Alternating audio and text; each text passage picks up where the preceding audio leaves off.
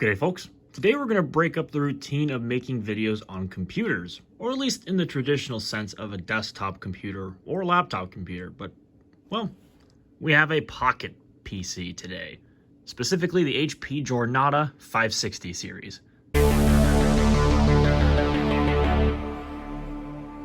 Before I start this video, I am going to come clean, and I am going to be referencing a Wikipedia article over there off on the MacBook, so not everything is fully knowledgeable by me. I'm just referencing some information online just so that way this video sounds and looks more cohesive instead of me just trying to estimate things. Obviously, I don't know much about this anyway, so that kind of needs to be done. So the HP Jornada 560 series was HP's third and last series entry for this Jornada lineup before they changed their PDA lineup, at least after this particular series of PDAs. These came out sometime in October 2001, if I'm not mistaken, and they actually had a bit going for them, at least regarding their hardware. This has a reflective LCD display for one thing, which means that you can turn the backlight off and the natural sunlight will actually help to light the screen and save a good bit of battery life, so that way you could use your PDA for longer. These also had a Type 1 compact flash card slot. They also had what was known as a safe store flash memory system, while we're on the subject of storage. So you'd have about 8 megabytes worth of storage on the actual PDA itself. And what that means is that's non-volatile, which means if the batteries go dead inside the PDA, being both the main battery here as well as the coin cell backup battery on the side of the PDA, those files or whatever you put inside of that 8 megabytes of safe store memory will not be erased if the PDA completely loses power, like as you can see, it kind of has right here.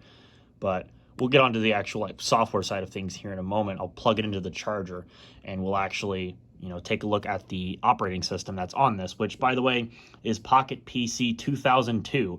This is before it was called Windows Mobile 2003, and later this was the days of when it was still known as Pocket PC, or whatever the case might potentially be. Let's talk about some more of the technical specifications of this particular Jornada 560 series PDA. This one is the Jornada 568, otherwise known by its part number as the F2915A.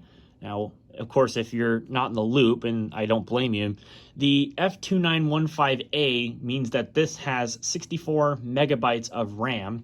Now, in Pocket PC terms, the RAM is shared not only between programs, but also between your files.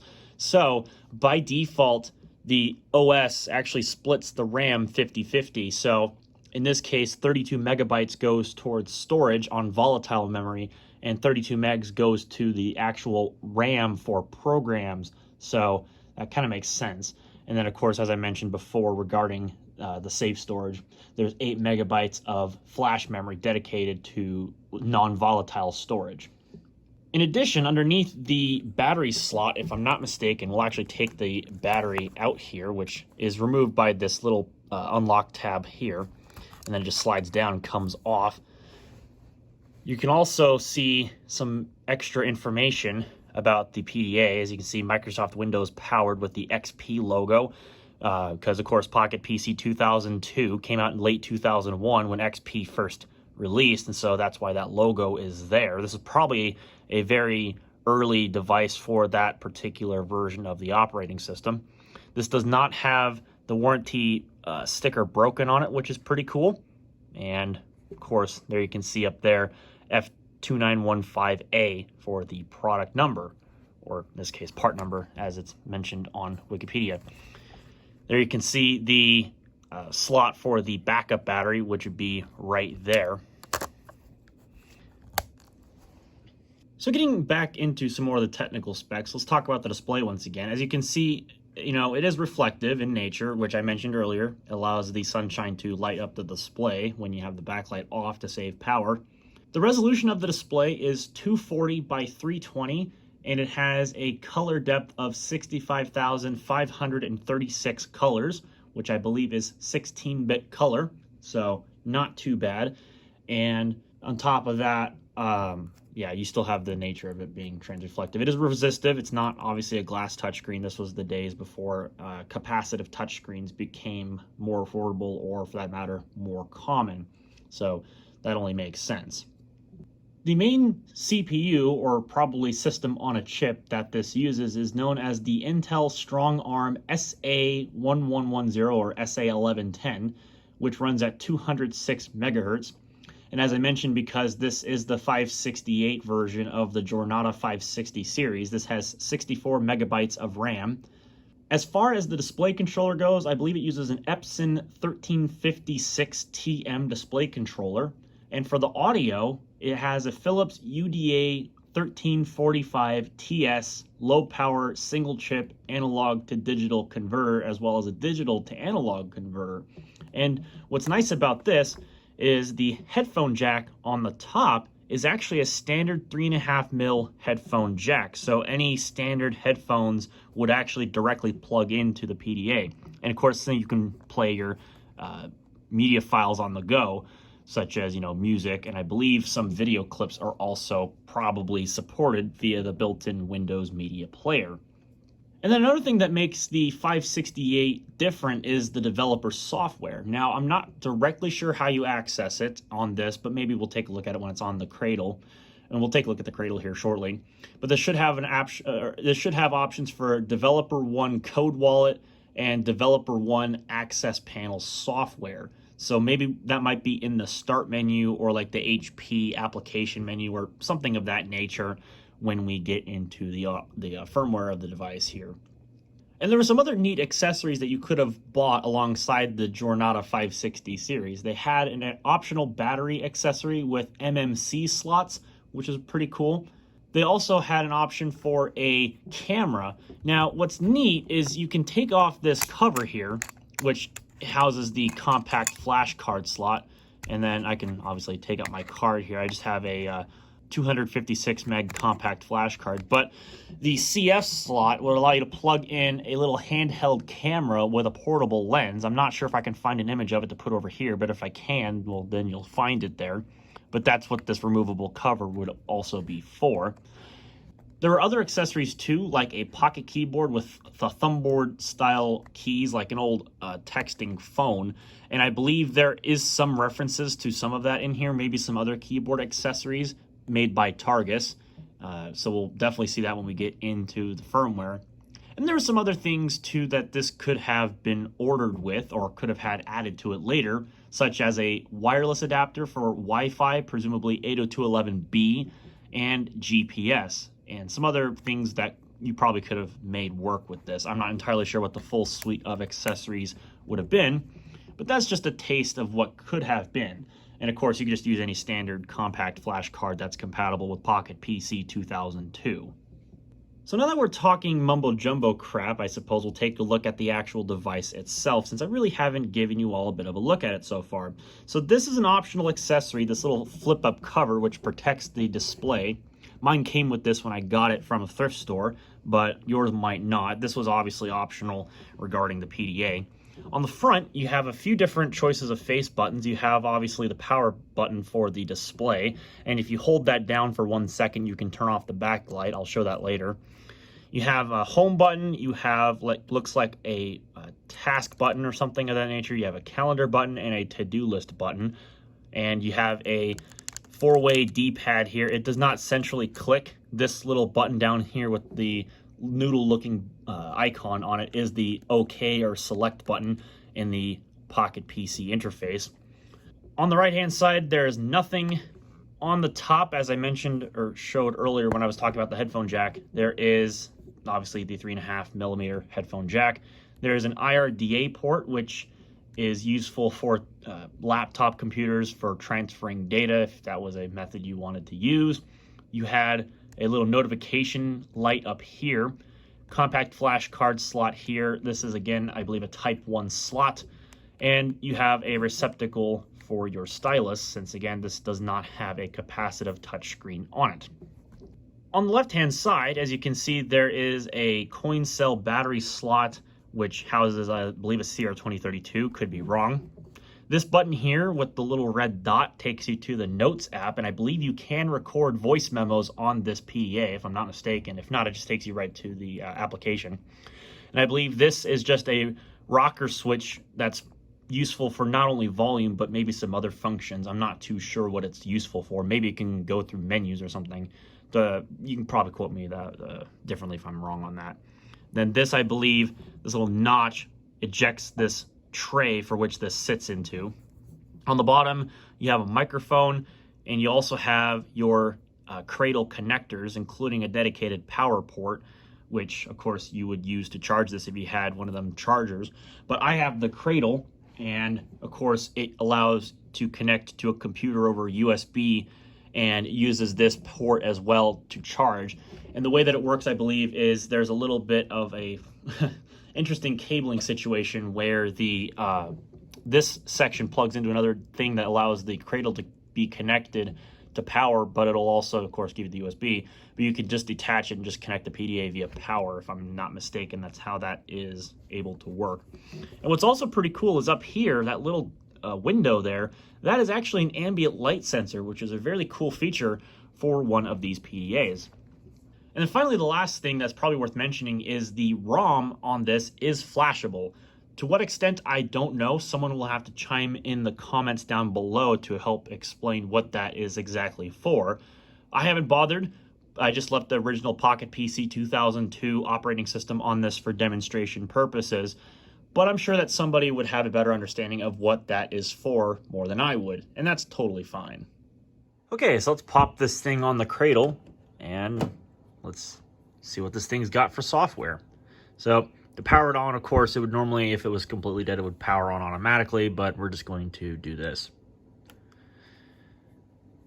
I'm not sure what that code up in the top left is about, but, you know, hey, here it goes. It's booting up.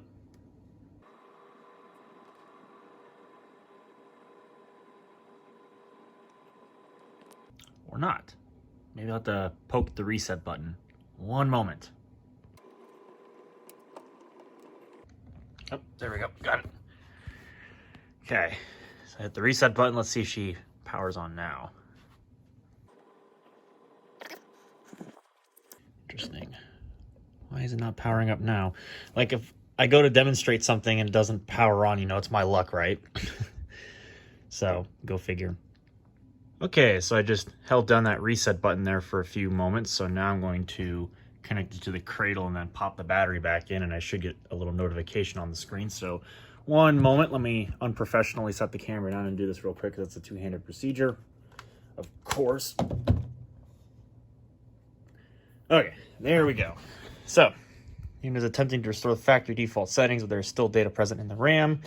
Yes. I don't know how. I think it's the home button to select the yes. So we're going to do that. There we go. That's much better because it should have booted up like right away. And there we are. So, had a little bit of a minor roadblock, but no biggie. I mean, that's just what happens with these Pocket PCs, you know. So let's go ahead and go through the out-of-box setup here. So we gotta align the touchscreen. So I'm gonna do that while not focusing on the camera because I gotta work the stylus. There we go. And then it's just telling us how to do copy and paste. So you just tap and hold on that, cut, come over here to the 11 a.m., hit paste, next, select our time zone, and there we go. So now we are in the Pocket PC 2002 user interface. The backlight is a little on the dim side, so I'm going to see about fixing that. So we can go into the HP home menu by hitting the home button here. And then we can go under this toggle switch here. It's called settings. So then we can come into here, turn up the backlight. And then according to ambient light, you can have it automatically turn on or off, which is pretty nifty, honestly. Or you can, of course, just do this. And then, as you can see now, the LCD is still active, but the backlight's off. And just turn it back on. You hold down the button for a second, and then the backlight turns back on. From here, you can also adjust the volume. Of course, you can do that from this little toggle as well. So that's actually pretty funny. Then you can also select some power preferences here, including keeping power for your CF card, which is off by default because, of course, you don't always need to have your CF card active in order to, obviously have it mounted in the system. So here we are inside of the HP home menu. This is an alternative to the Windows Pocket PC 2002 start menu, which obviously comes with the device itself. This is just a HP way of doing things, so it gives you access to a few different most commonly used programs that you might use on the device. So I suppose we'll dive into this first. So the today view is just the standard Windows Pocket PC 2002 style of thing here. And then there is your start menu and access to all of the recent programs. You can get to the settings here, find, help, and that sort of thing. We'll go back into the HP home menu here. There you can see player. This is your Windows media player. And you can tell how excited they were about this. So I believe it'll tell you about right here. This is, yes, I know the backup battery's dead. Thank you. So this is Media Player 8 for Pocket PC, because again, this is based on Launch XP's Media Player, because 2001, 2002 in that range. And then I think there's a sample jingle in this. You're listening to the Windows Media Player for Pocket PC. Very nice, very classy. 65 kilobits per second. Quite a high bandwidth file there. But of course you can go in and browse the file system and then figure out what you'd like to play. There's another program here called Omnisolver, or just Omnisolve. I thought that was called Omnisolver, but that's okay. And it's basically a scientific calculator in a way. And you can do all sorts of different things regarding calculations, typical calculator things. In this case, it was made by Landware in 2001. So there's that program. Here is a clock, so you can change a time zone for a place you might be visiting, and you can also set alarms. There's also an image viewer. And it does come with a few sample images. So as you can see, they're 640 by 480 in resolution, basically. I love this picture here. If I can view the thing full screen here. Very fitting of HP to use an old motherboard picture for a sample file. But hey, it works, So that's that program. There's also Wallet, which is one of the Code Wallet programs. Here you have a little bit of an intro. Welcome to Code Wallet Pro. Getting all of your important organized now easier than ever. That's interesting. Nice English there. A sample wallet file will be opened, which will provide you with an overview to the easy operation of Code Wallet. The password for the sample wallet is 123. You'll be prompted for this password when accessing information that is stored in secured wallet categories or when you attempt to change options for this wallet. That's good to know. Keep your information secure with Code Wallet Pro. You choose which of your information categories are secure, allowing you to keep your sensitive information password protected, and for fast access to non-sensitive data without a password, you can disable security for any information category. Code Wallet Pro for Pocket PC uses a familiar tap and hold method to create, edit, and work with your information. Simply tap and hold on any category or information card to explore your options. Code Wallet Pro is also available for your desktop PC to keep all of your important information with you wherever you are, so that's pretty nice. And here we are. So here you can see the Developer One Code Wallet application. And I believe you come under here, you can receive via infrared. And you can also make a new wallet, which is pretty nice. And of course, you can browse the system to find any particular wallets. As you can see, it is locked. I believe how you unlock is down here. And you hit 1, 2, 3 in this case for the password.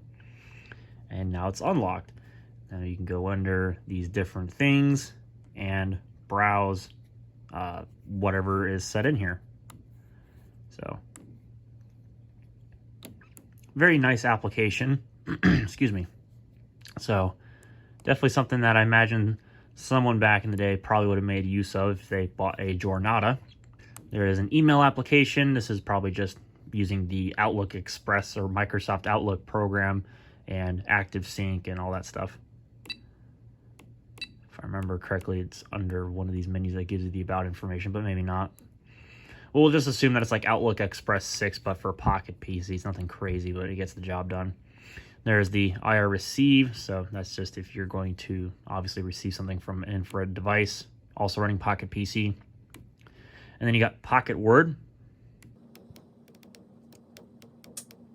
So good luck trying to type on the on-screen keyboard with a stylus. You know, that's definitely going to work out so well in your favor. And then what's cool is on this page, you can also hit the home button again, and there's a more programs section, although of course you can access this by hitting this menu here, and then you can flip between the two. So you have access to even more programs, like for example, you have Notes. And this Notes application is also accessible when the device is turned off. And we'll just say we're on the Today view. So we'll turn the screen off. And you remember that red button on the side that I mentioned earlier? Well, you can just click on this button and it launches right into that Notes application. So then you can just get into it and make a really terrible cursive thing if you so desire. And it's actually pretty quick. I'm not going to lie. Like, it's actually very fast at responding to writing, which is not too shabby. So there you can see it outlined it as a drawing. So if we try to do something like, I don't know, triangle, should pick it up. Yep. And then you can, I think, move, whoop, not that. I suppose you could probably find the tool to move this around, but you can also make new notes. And you can also make audio recordings to attach to those notes. And you can see this little interface popped up here. So let's go ahead and record something real quick. This is a test of the audio recording on the HP Jornada 568. And then there it is, and then we can tap on it and play it. This is a test of the audio recording on the HP Jornada 568. Not very high quality, but hey, it gets the job done if you need an audio recorder on the cheap. Well, in this case, on the cheap, because, you know, it came included with your PDA. And there's a bunch of other samples in here that we can play, I think. I don't know why they're not working. I guess it's because they're 0 seconds. Well, thanks, Windows. I appreciate that. So anyways, we're going to exit out of that. And then you can see there's a Explorer. This is just your file Explorer. This allows you to go through the files on the device. So, of course, Windows. Ooh, let's go to System 32. Funny. Yeah, this is a Windows PDA, so it's not going to let you do that. But you can definitely tell that this still has remnants from the older Pocket PC interface because it's got the classic Windows logo despite having the modern XP logo up there at the top, and still uses generally a lot of the older icons. So this is basically not visually updated. It's very similar to the older ones, if that makes any sense. There's also a backup application. We can take a look at that. This is an HP program. And there likely would have been software that came with the PDA when it was new on CD that you would have loaded on your computer. And, of course, this would help to back up stuff on the PDA. With HP Backup, you can back up all data on your PDA or only your calendar, contacts, and tasks data, or PIM database. You can save the backup file to a storage card, to flash ROM, or to internal storage. Basically, the flash ROM being that 8 megabyte storage I mentioned earlier. Before you begin, exit all applications and disconnect your PDA from your desktop PC. Don't know why, but I guess that makes sense. Anyways, then you have a Pocket Internet Explorer, which I believe is based on Pocket Internet Explorer 6 sort of stuff, or Desktop Internet Explorer 6 stuff. Not sure where you would look that up. Either way, as you can see, there's the demo homepage here. I don't have this thing obviously connected via any kind of internet, and I don't have the CF adapter to give this thing Wi-Fi. And even then, you know, obviously it's Wi-Fi B, so I don't have that currently broadcasting on my wireless network. So it would basically be effectively useless. There's also this other option over here for the emergency backup, like I mentioned earlier. This is that 8 megabyte storage. So as you can see, basically there's nothing in there. So you can put in all of your very important information. So in case the batteries die, you won't lose your contacts or your calendar or your tasks, which is fantastic. There's also a Reader application. This is known as Microsoft Reader with ClearType. You must activate this device to read your premium book titles. To activate, ensure that this device is connected to your computer using the cradle. Then open a web browser on your computer to this website, which probably doesn't exist anymore, as well as let me drop in the stylus. You can learn more about activation by typing help. Well, sure, why not? Let's do that right now.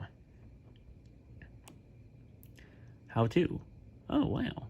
Look at all this information about Microsoft Reader. Let's take a look. This is version 2.00.1128 of Microsoft Reader.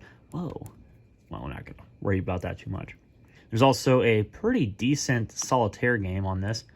This just comes with Pocket PC 2002. Spent quite a bit of time actually playing this. This is it's just Solitaire, but hey, nothing wrong with playing a decent game of Solitaire on a Pocket PC, you know. Hey, what's really cool is the little card animations. They actually thought out this little detail. How about that? Of course, you can actually change that if you go under the options. You can pick which card backing you'd like. You can also do draw 1, draw 3, Vegas, keep cumulative score. So if you really want to be, real about playing Solitaire, you absolutely can. But if you just want a quick, casual game of Solitaire, well, this just gets the job done, simple as that. And alongside Pocket Word, you have Pocket Excel. And there you go. Obviously, this isn't going to have all the major features of Excel, but it's got the basics and should get the job done. So there you go. There is Excel. And I believe there are more programs if we go into the Windows Start menu here and hit Programs. But I believe maybe, yeah, here we go.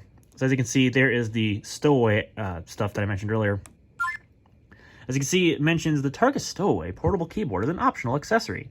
And you need to visit this thing to purchase or visit your local retailer. But they had a little adapter keyboard which you can dock into and you'd have a decently sized keyboard. I don't have that keyboard, but hey, it's still something pretty cool that it comes preloaded with that if you really wanted to. And of course, yeah, you can move these around. And you have a terminal services client, which is pretty nice. So I believe you would be able to connect to terminal services server. Then I believe under HP applications, there are a few different things in here.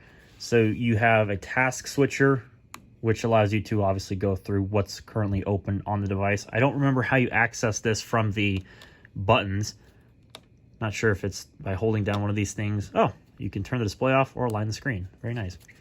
So suppose there's probably some, oh, here we go. Yeah, so if you hit this button, hold it down, here's the task switcher. So you can just close all the things out like that. Very nice. Of course, you can set volume profiles, which is pretty nice. There's a quick menu, which I did by holding down the home button. There's the software for the Pocket Camera, which I don't have. But you get an idea as to what the interface would look like. And in my case, I could take up to 579 640 by 480 pictures. There is your shutter button.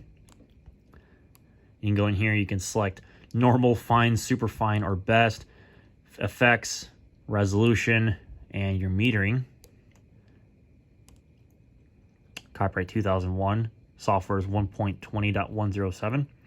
Could be pretty cool to have that camera, but again, obviously I don't. There's that image viewer from before. Display profile is just, obviously doing that sort of stuff. I'm just going to set my preference. Home menu is just by pressing the home button. HP backup, we're taking a look at. And then this last one is microchai. This I'm not too sure about. I think this is something that maybe allows you to do. I honestly don't know what this program is for. But you can run this. It gives you a hello world. So there you go. Terminated. So somebody will have to inform me what that is or what it was potentially used for, because I'm not too familiar with it. But hey, it's still pretty cool to see on here nonetheless, built into the operating system. And with that, I believe the last few things, well, if anything, we're going to take a look at are probably going to be the settings. So I'm going to go back in here and turn the volume back on, because why not? So here we go. You got options for buttons. You can change whatever you want out of these buttons, including holding them down, which is pretty cool. So as I mentioned, that notes button from before, well, if you have the device off and you want to record a quick voicemail, but you don't have to just click it and then have to go in and manually turn that on, you can just hold the button down.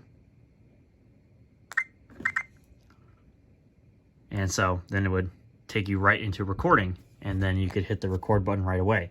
So very nifty. So we're just going to use this to go switch back to the settings. Well, not that settings. Inside of the Pocket PC interface. So this is just Pocket PC stuff. You can change what shows up inside of your start menu, which is really cool. Change owner information. That is stored in the volatile RAM, by the way. You can set a password, change the notifications.